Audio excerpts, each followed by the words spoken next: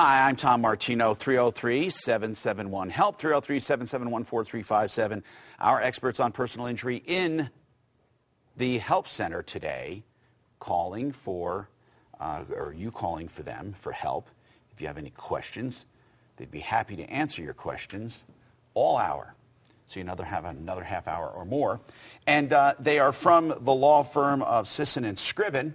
And let's talk about the personal injury today we're going to zero in on. Now, they handle traffic accidents of all kinds, but let's talk about premises liability. You're at a store and you fall down. You're at a movie theater and you trip. You're at a restaurant. Is it always someone's fault? Let's talk to both of you, Mark Sisun and Bradley Scriven, partners. Let's talk about fault. Okay. Do you have to establish a fault with premises liability? The short answer to that is yes. And that is one of the reasons that it's more so than in any other case, I think, that we handle, you need an attorney in a premises liability case because you have to establish fault. And it's pursuant to a statute that was enacted by the legislature. The average person is not going to know what to do. They're not going to know what to say. They're going to be dealing with an insurance company or a corporate representative that's going to have a lot of experience in this, and they're going to try to direct you to a point where you're not going to have a case.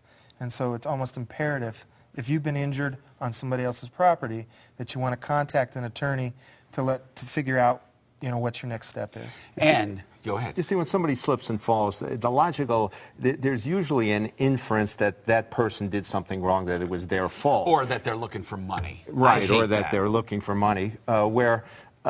In an auto accident, when you're rear-ended, it's more obvious, the person that rear-ended, there's actually an inference that that person is negligent. But in a slip and fall, there's no such inference. So you really need somebody experienced in handling premises liability cases that can help you establish that it was somebody else's fault.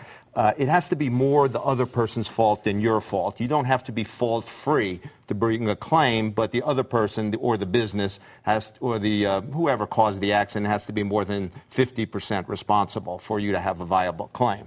So you can have some responsibility, but to bring the claim is viable and you can recover damages if the other side, the business, the store, wherever that you were injured yourself, is more than 50% responsible.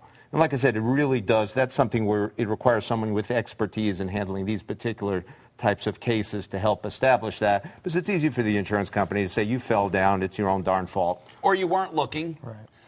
Right? Okay. What about this argument I hear when people call my radio show on KHOW? They'll say something like, oh, you don't walk well anyway. You've fallen before, or you've had injuries before, or you have a cane, or you're old. Can they use that as an excuse that you are kind of feeble or not as strong as the common person if you're an older person or disabled? Every case is fact-driven, and it depends on all the circumstances. I can certainly envision a scenario where someone is feeble or has a cane or some kind of disability where, in fact, that can factor in. You put yourself in harm's way, and as a consequence, we're going to hold you responsible. And I can envision a scenario where it doesn't matter, and they have to anticipate that somebody's going to be on the property that may be handicapped or disabled, and you have to take that into account when you're opening yourself up to the public. Yes, as Brad says, when you're opening, you're taking money from the public. You want old people to come. You take their money. You have to make the premises safe, reasonably safe, even for feeble people, even for old people. A store is not just open for the young and the hardy.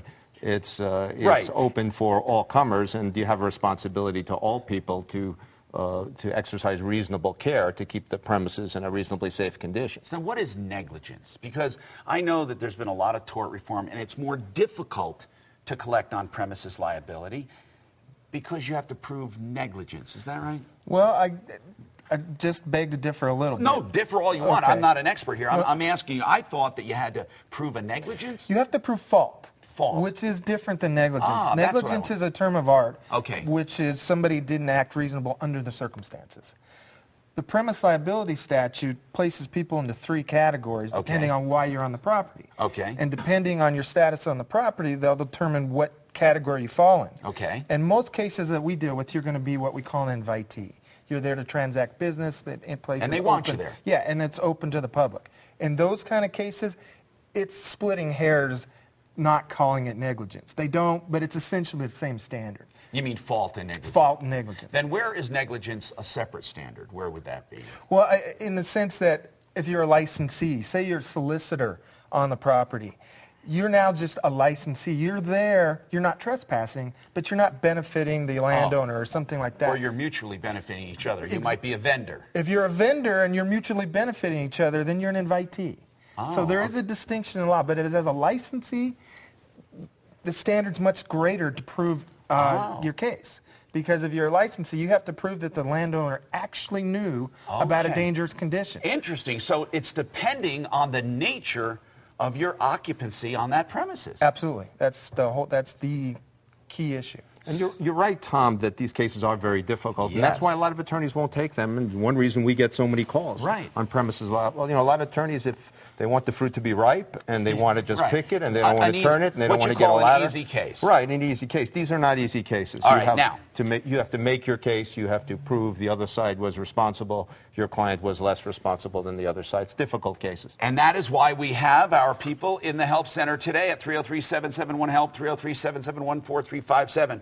Now, when Sisun and Scriven are not here with their crew, you can find them at their offices for free initial consultations always. 303-377-8861, 303-377-8861, online at sisun-scriven.com.